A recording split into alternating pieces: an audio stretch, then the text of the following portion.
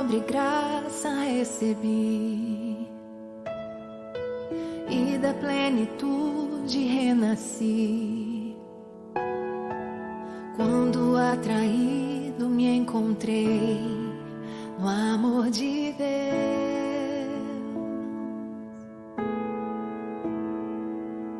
Vive poderosa salvação,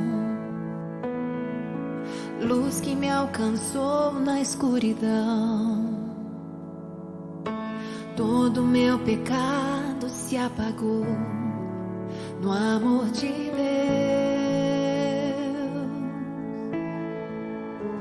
Logo eu, um pobre pecador, logo eu, tão fraco e tão devedor, logo eu, de graça recebi o amor de Deus. Logo eu, finito e carnal, logo eu, diante de um Deus imortal, logo eu, de graça recebi o amor de Deus.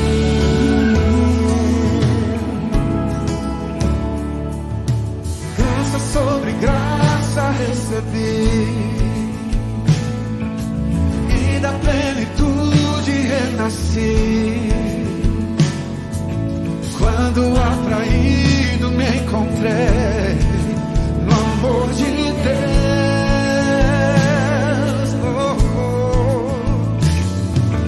Viva e poderosa salvação, luz que me alcançou na escuridão. Todo meu pecado se apagou no amor de Deus.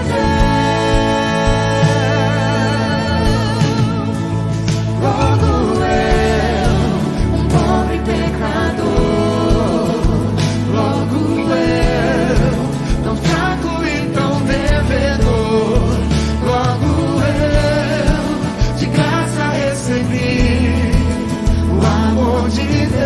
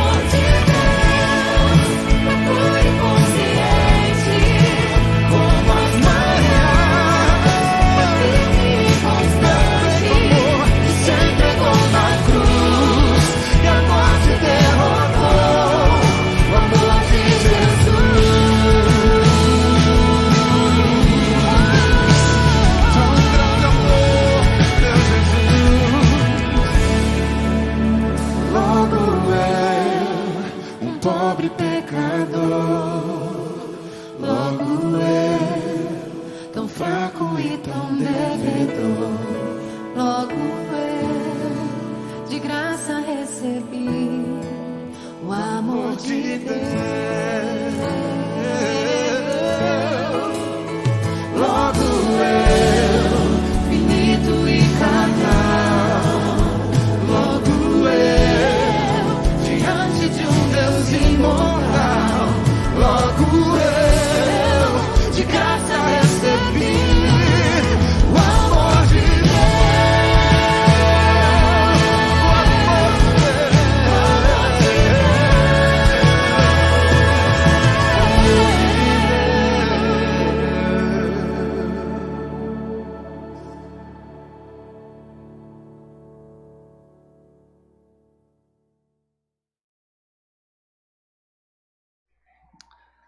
a Irmandade que veio até aqui, bem-vindos.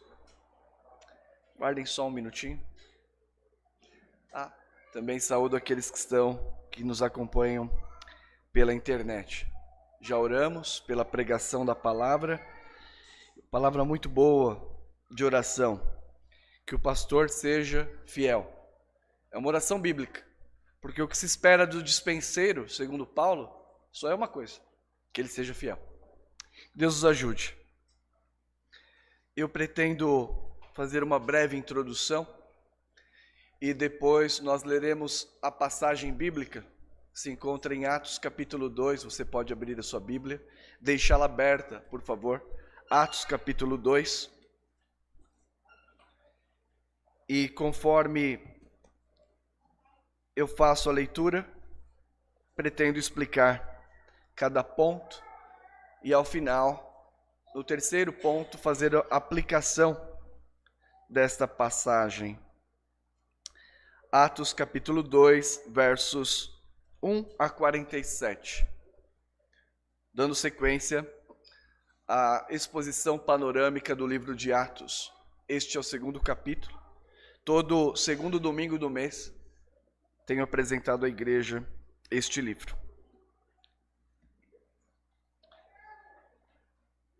Se nos concentrarmos, diz um ditado, se nos concentrarmos demais em uma árvore, perderemos de vista a beleza da floresta. Já ouviram esse ditado? Se nos concentrarmos demais em uma árvore apenas, nós perderemos de vista a beleza da floresta. Por que cito este adágio? Muitas vezes, os leitores desta passagem, evangélicos, enfatizam o sinal das línguas estrangeiras, perdendo de vista o significado e os efeitos do derramamento do Espírito Santo. Principalmente para onde este derramamento converge, a saber, a vitória de Cristo e a salvação de todo pecador arrependido. Jesus Cristo continua sendo o foco principal de Lucas. No seu evangelho, ele ensinou as coisas que Jesus começou a fazer e a ensinar. E neste livro, seu foco continua sendo Jesus Cristo.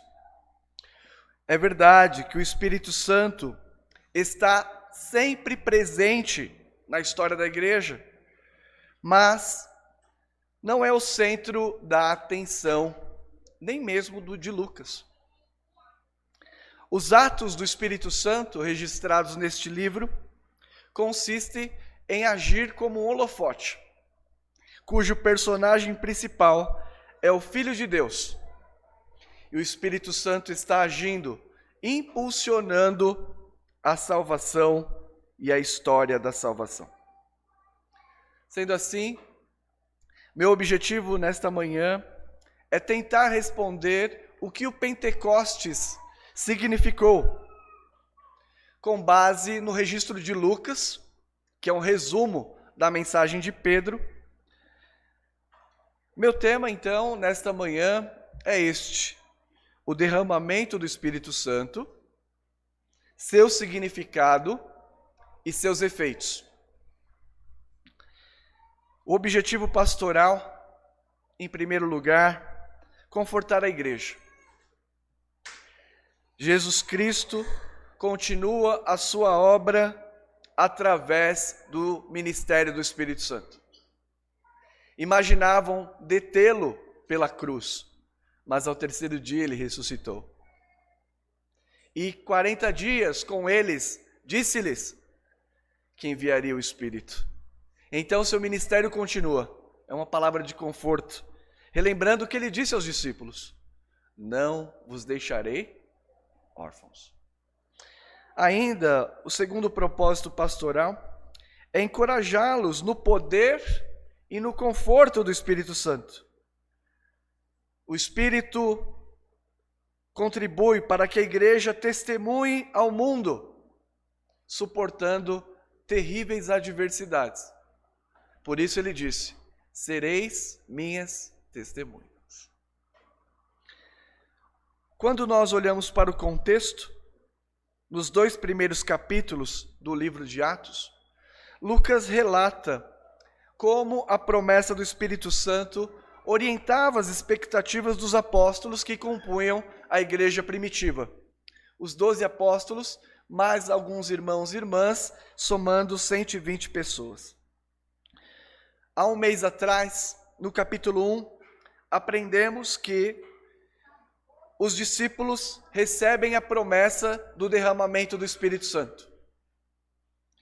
Ainda no capítulo 1, são orientados em qual propósito de receber o poder: serem testemunhas de Cristo ao mundo. Terceiro, no capítulo 1, reorganizam o número de apóstolos, escolhem Matias. E em quarto, eles oram com paciência, aguardando a promessa da vinda do Espírito Santo. No capítulo 2, que é a concretização da promessa, o derramamento do Espírito Santo, conforme Jesus havia dito, acontece após 10 dias, a ascensão de Jesus Cristo. O Espírito Santo operava no Antigo Testamento, operou no período ali do profeta João Batista, de maneira específica, mas agora há uma nova etapa, um derramamento abundante. Este é o assunto do capítulo 2. Completa-se um período, o período da antiga aliança, inicia-se outro, a nova aliança, ratificada pelo derramamento do Espírito Santo, é finalmente inaugurada. Então, neste capítulo 2, irmãs e irmãos, Lucas narra, primeiro, o derramamento do Espírito Santo, versos 1 a 13. Este derramamento é o selo de que a nova aliança foi inaugurada em Cristo. Versículos 1 a 13, derramamento do Espírito Santo. O significado deste derramamento, explicado pelo próprio apóstolo Pedro, 14 a 41. Embora haja alguns significados que podem ser atribuídos, eu destacarei 2. Primeiro, o derramamento do Espírito significa a união dos crentes em um corpo espiritual, a igreja. E em segundo lugar, talvez não seja tão comum ouvir isto, mas que a descida do Espírito Santo como fogo significou também o sinal de juízo contra aqueles que rejeitam a Cristo. A inauguração, portanto, dos últimos dias. E por último, fala, pastor, o sermão hoje vai durar bastante tempo, né? Seus efeitos, versículos 42 e 47, em que Lucas narra como a igreja, cheia do Espírito Santo, vivia diariamente e como a igreja aumenta. De fato, é um desafio, e isso me oprimiu a semana toda, o mês todo. Falei, como eu vou explicar isso em 30 minutos? Porque vocês vão se lembrar que em 2018 eu preguei o capítulo 2. Foram 16 mensagens. Para pregar todo esse capítulo em 30 minutos, me oprimiu. Mas vamos lá. Nesse primeiro momento, vamos saber a descrição do derramamento do Espírito Santo, versos 1 a 13. Lembrando que é panorâmico, não poderei responder a todas as questões que estão aqui. O capítulo 2 escreveu, acho que mais texto do que a Bíblia toda junto. Então, vamos lá. O derramamento do Espírito Santo, dos capítulos 2, versículos 1 a 13. Vamos para a primeira parte, em que Lucas descreve o fenômeno entre os discípulos, versos 1 a 3. Ao cumprir-se o dia de Pentecostes, estavam todos reunidos no mesmo lugar, provavelmente o cenáculo, ou em outro lugar perto do templo. De repente, veio do céu um som como de um vento impetuoso, e encheu toda a casa onde estavam sentados. E apareceram distribuídas entre eles línguas, veja só, entre vírgulas. Isso significa explicativo, como de fogo. E pousou uma sobre cada um deles. Versículo 4. Todos ficaram cheios do Espírito Santo e passaram a falar em outras línguas, segundo o Espírito lhe concedia que falassem. Então, vocês percebem a descrição do versículo 1 a 3 e a interpretação de Lucas no versículo 4. E aqui eu foco no versículo 4. Nós temos aqui um evento único. Quando diz, todos ficaram cheios, o verbo no grego dá esta intenção, de que ele começou e terminou, e não há mais um evento semelhante a este. Então, eles ficaram cheios do Espírito Santo, é um evento único. Daí nós devemos diferenciar o Pentecostes do enchimento do Espírito Santo. A igreja deve orar por enchimento do Espírito Santo, conforme Efésios 4. Mas Pentecostes aconteceu um apenas. E o que é diferente também dos avivamentos. Se você lê o Brasil Presbiteriano, há um registro lá sobre uma impressão do que aconteceu em Asbury, nos Estados Unidos. Aquele que alguns têm considerado como avivamento. O reverendo Elias Medeiros escreveu para o reverendo Augustus numa conversa de WhatsApp, e aquele texto do WhatsApp acabou indo para o Brasil Presbiteriano. É uma versão do que pode ter acontecido ali. Diz sim, pode ter sido um avivamento, mas não é simples de interpretar.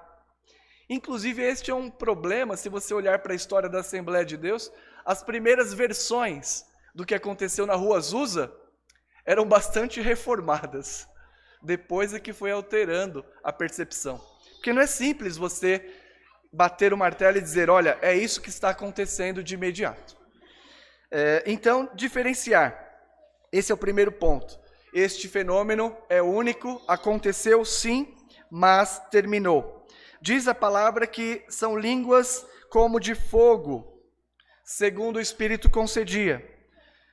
O próprio texto registra que são línguas naturais. No grego aparece a palavra dialeto, que são línguas locais, originárias, da mesma natureza de qualquer outra língua e poderia ser entendida. Tá bom? Aqui, o batismo com aspersão, porque ele vem sobre a cabeça, né? Ninguém mergulhou, tô brincando, ninguém mergulhou no fogo, só foi uma língua que tocou o Ícaro ali, ex-batista. A língua tocou, a aspersão com línguas de fogo é um sinal da chegada do juízo de Cristo sobre os incrédulos. É o que nós lemos, João Batista profetizou. Ele vos batizou eu batizo com água, mas ele vos batizará com Espírito e com fogo. E na sequência anuncia que este batismo também sela uma certa separação. Por isso que este sinal também significa um testemunho de juízo contra os incrédulos. Então, os versos 2, de 1 a 4, ele descreve os fenômenos e foca neste aspecto. Eles ficaram cheios do Espírito e aqui, tomados pelo Espírito Santo, falavam em línguas naturais, dialetos, possíveis de compreender. Versículos 5 a 13, Pedro descreve o público que está ouvindo e a reação deste público. Ora, estavam habitando em Jerusalém judeus, homens piedosos, vindos de todas as nações debaixo do céu. Quando, pois, se fez ouvir aquela voz, afluiu a multidão, que se possuiu de perplexidade, porquanto cada um ouvia falar na sua própria língua. Estavam, pois, atônitos e se admiravam, dizendo, vede, não são porventura galileus todos esses que estão aí falando? Galileu, aquela região do norte de Israel, que era considerado impuro, uma linguagem misturada, tá bom? Não todos, mas boa parte dos discípulos. E como os ouvimos falar, cada um em nossa própria língua materna é língua originária, a nação de onde eles procediam. Está aqui no contexto. Somos partos, medos, elamitas, naturais da Mesopotâmia, Judéia, Capadócia, Ponto e Ásia, da Frígia, da Panfilha, do Egito e das regiões da Líbia, nas imediações de Cirene, e romanos que aqui residem. Tanto judeus como prosélitos. Prosélitos são aqueles que aderem à religião judaica pela profissão de fé. Cretenses e arábios, como os ouvimos falar em nossas próprias línguas, não numa língua ininteligível, não numa língua incompreensível, mas na língua natural. As grandezas de Deus, todos atônicos e perplexos interpelavam: que quer isto dizer? Então este é o primeiro grupo. Mas tem um outro grupo, versículo 13. Outros, porém, zombando, diziam: estão embriagados. Provavelmente os habitantes de Jerusalém, propriamente dito. Você tem, então, aqui a descrição do público. Um grupo fica confuso, perplexo, pelo fato de galileus, homens iletrados, falarem em outros idiomas, idiomas estrangeiros, as grandezas de Deus, provavelmente aqui referindo-se à obra de Cristo. Mas um outro grupo, provavelmente os judeus de Jerusalém, rejeitam e zombam. Atos deve ter sido escrito por volta de 63, 64, até 67. Quando a gente olha para a carta de Paulo aos Coríntios, escrito por volta de 58, quase 10 anos antes, nós temos uma interpretação de Paulo a respeito do dom de línguas, no capítulo 14.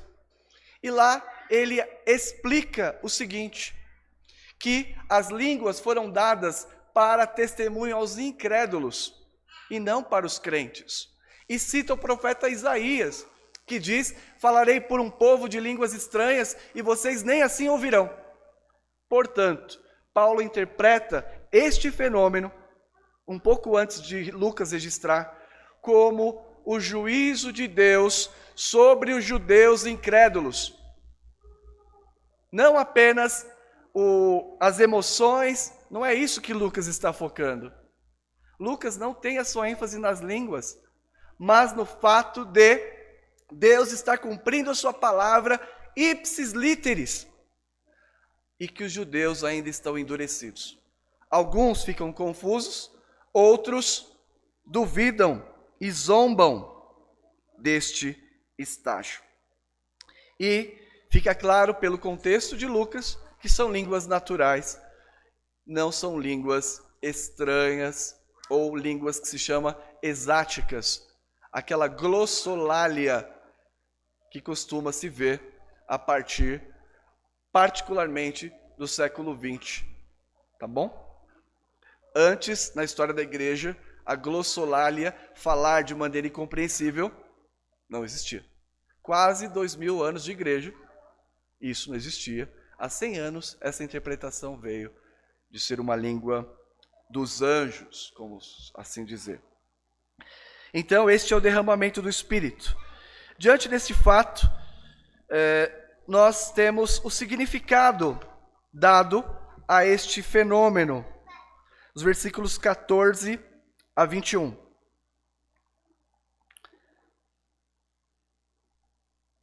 Tenho que falar. Vai demorar um pouquinho mais, mas tenho que falar. Algumas interpretações teológicas do que acabamos de ler, tradicionais, menos a última, que tem 100 anos.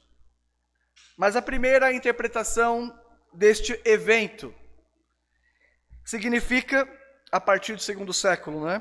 A inauguração da nova aliança, que Moisés, lembra-se Moisés no Monte Sinai? Houve escangor, trombeta, fumaça e a voz de Deus falando.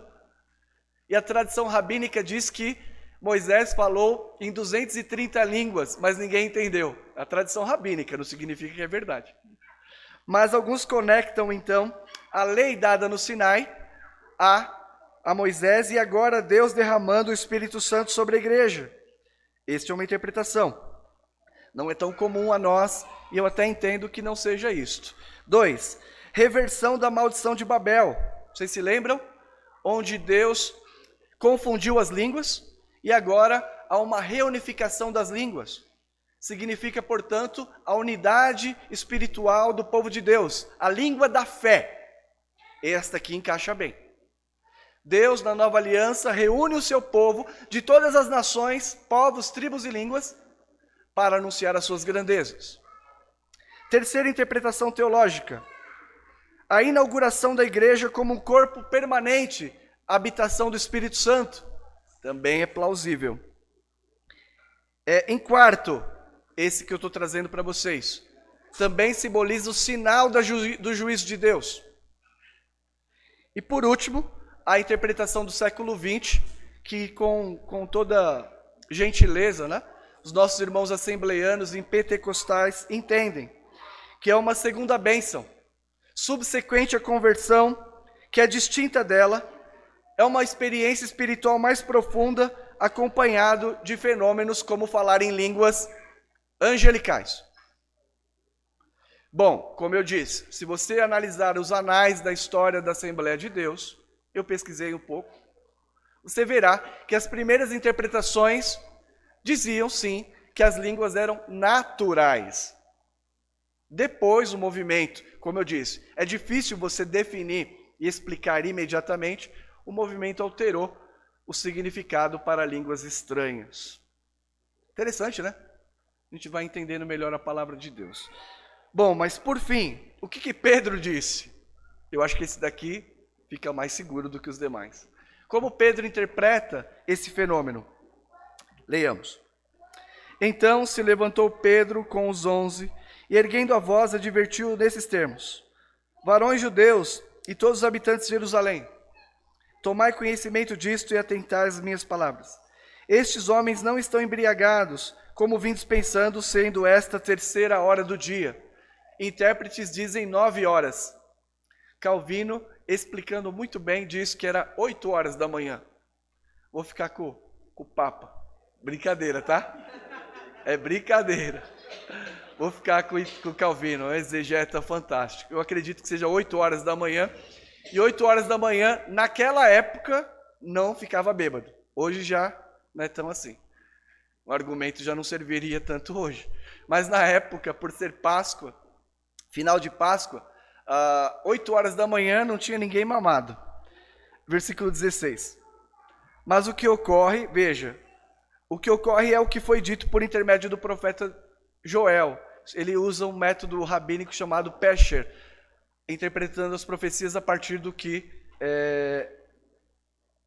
do cumprimento.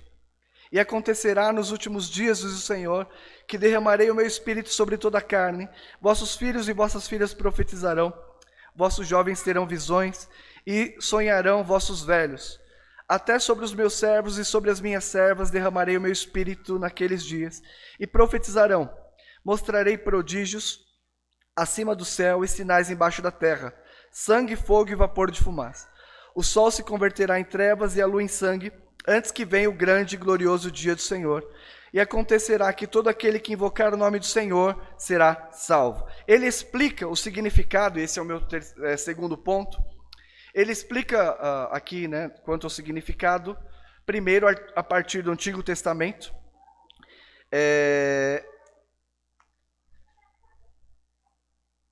Um parênteses aqui necessário. Quanto tempo se passou entre o versículo 13 e 14? Entre o dom de línguas e o sermão de Pedro. Porque Pedro está pregando aqui numa língua só. Para todos entenderem? Ou aramaico ou grego. Então, irmãos, pode ser que Lucas queira dizer aqui, acabou, dom de língua cessou, foi um momento para que vocês prestassem atenção no que estava acontecendo. Agora que vocês viram que Deus está agindo, ouve o que eu tenho para dizer para vocês. E agora ele vai começar a falar na língua normal, comum, que todo o povo entende. Bom, então, o que significa, brevemente, cumprimento da profecia? A história da salvação está caminhando.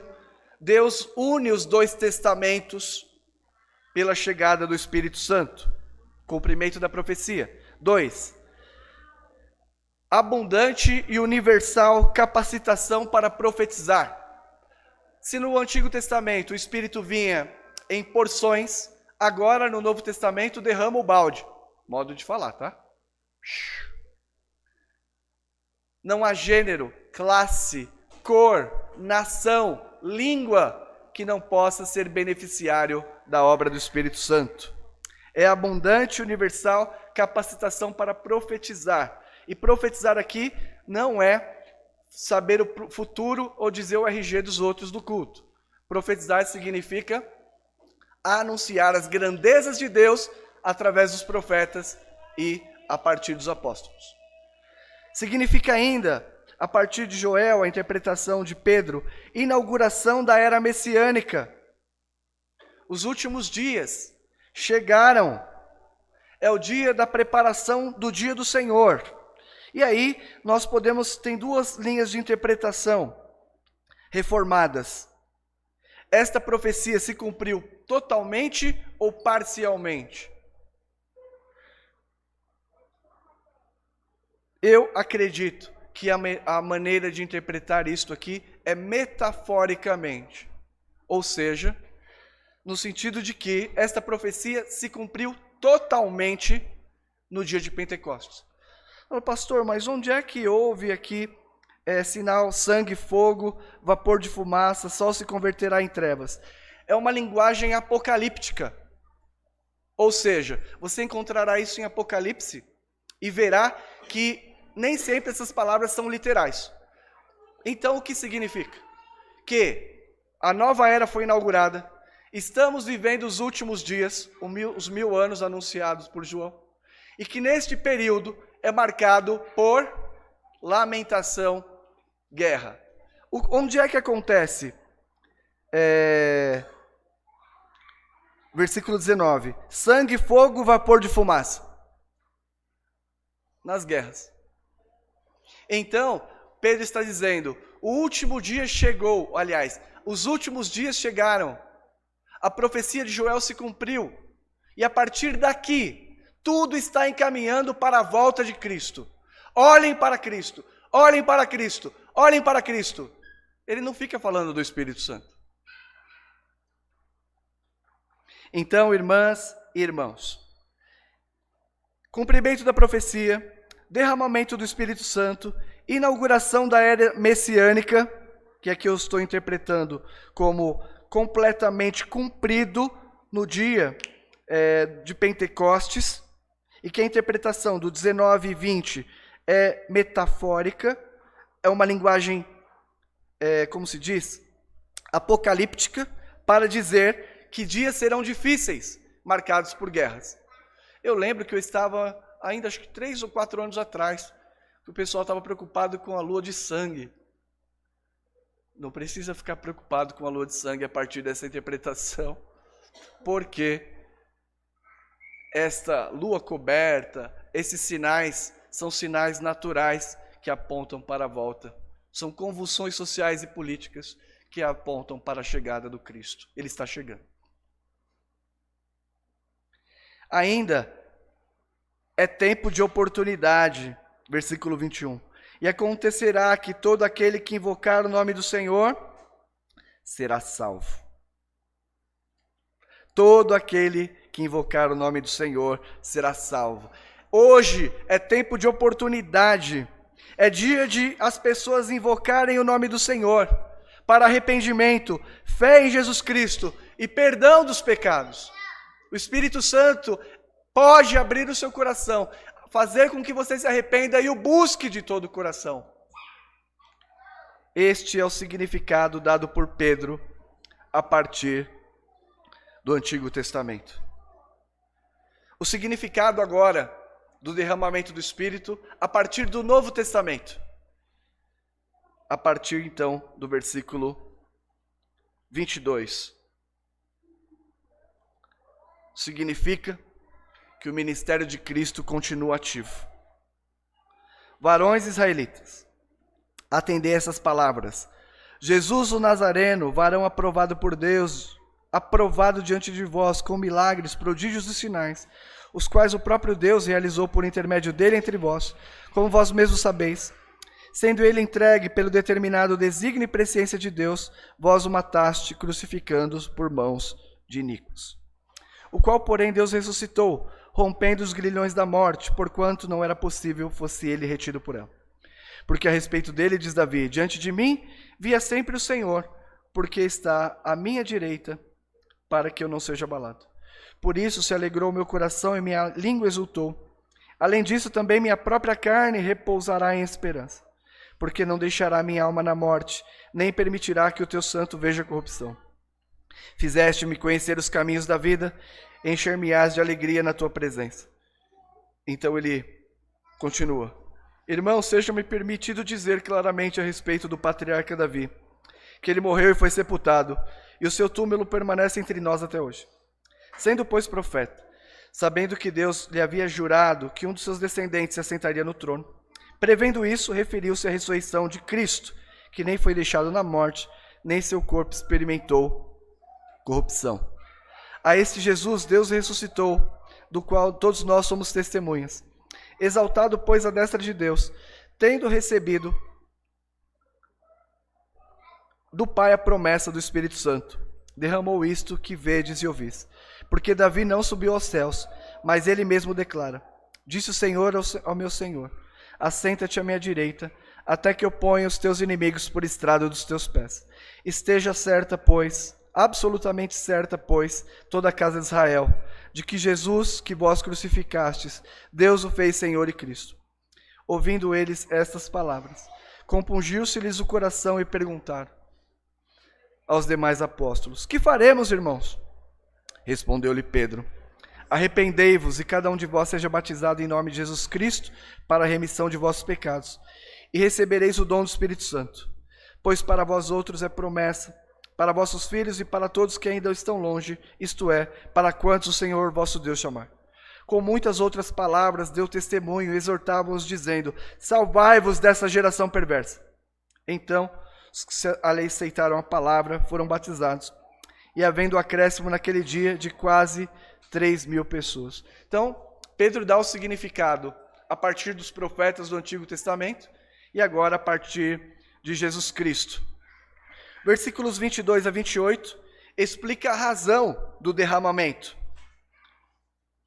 A obra de Cristo na cruz. Ele denuncia que eles tentaram assassinar Cristo, mas isso estava nos planos de Deus.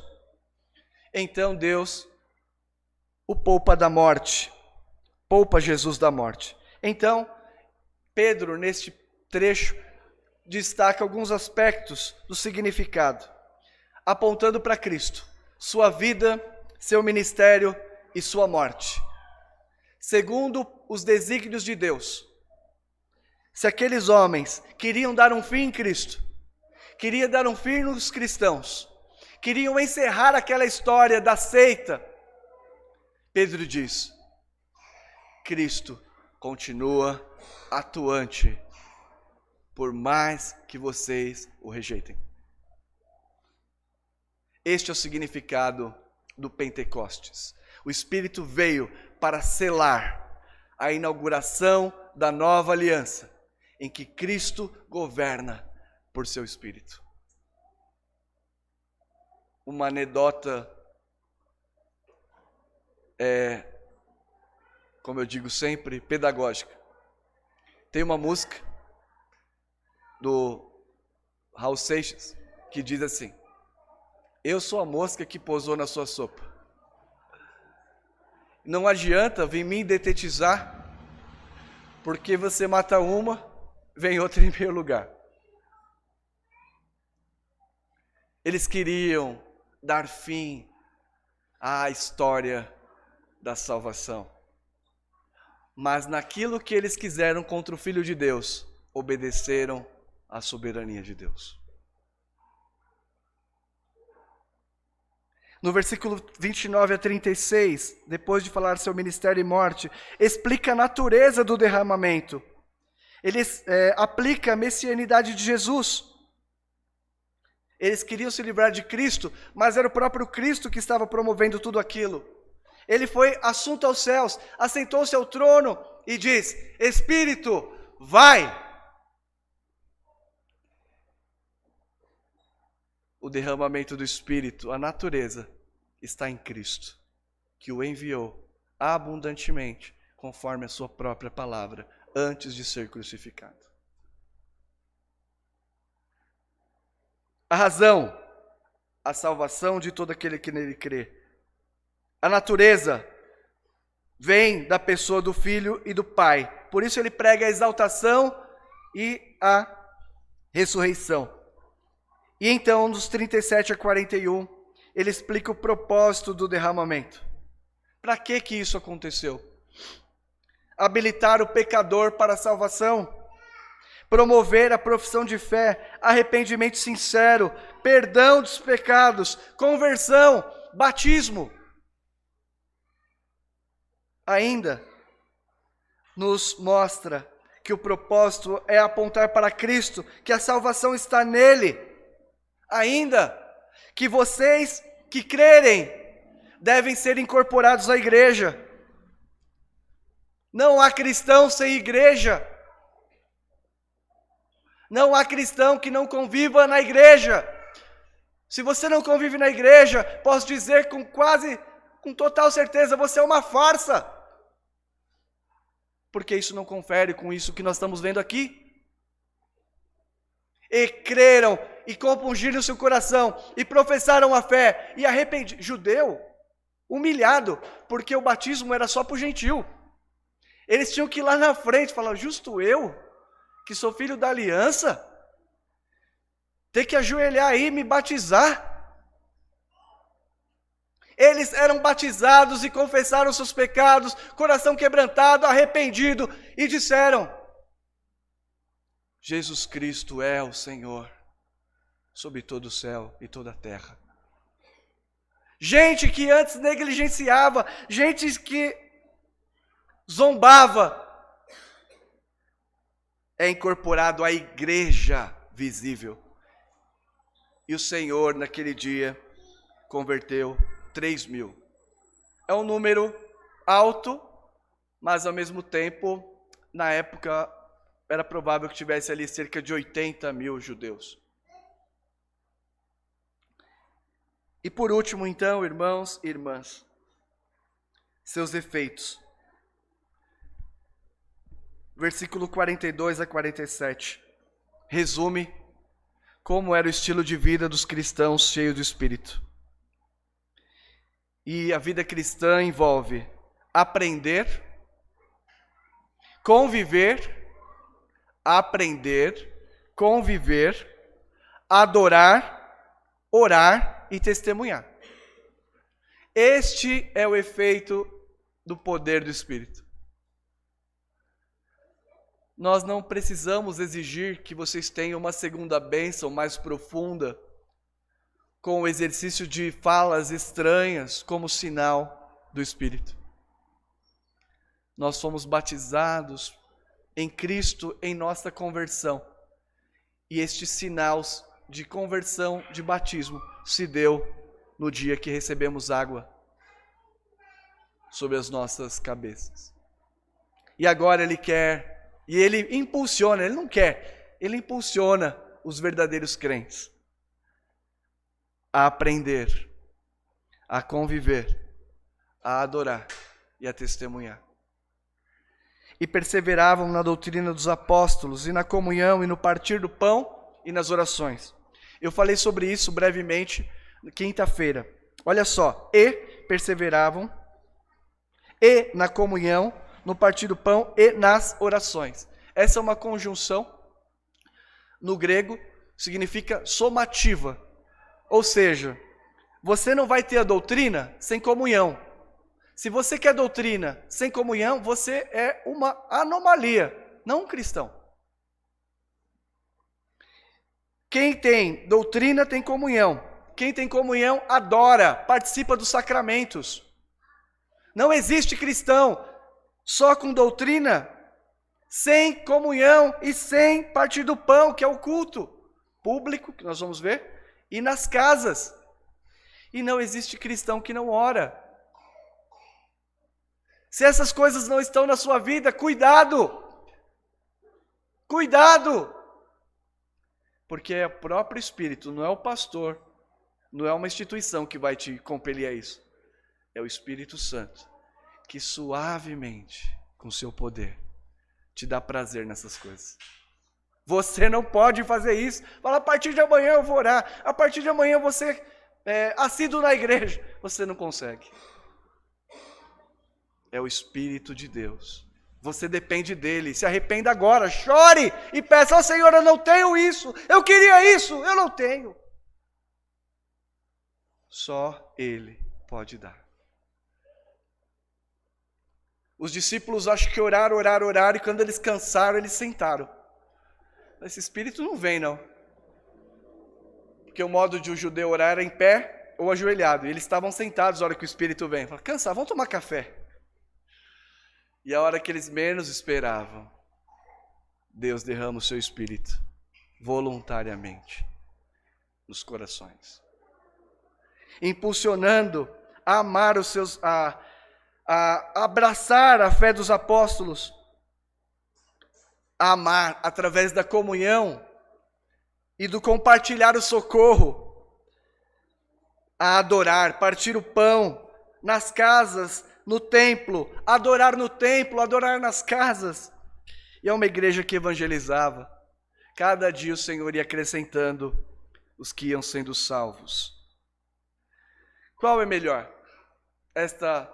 O ensino completo ou ficarmos apenas numa árvore? Que Deus nos ajude, como a oração do Renato. Ó Deus, enche-nos com o Espírito. Pentecostes não pede mais, porque não acontecerá. Mas nós devemos sim ser cheios do Espírito. E Deus pode fazer isso por nós, se Ele quiser.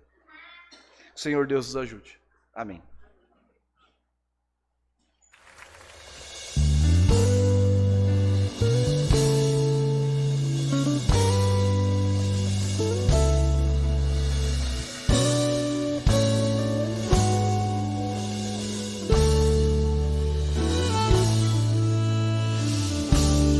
Só pra te adorar, Senhor. Só pra te adorar.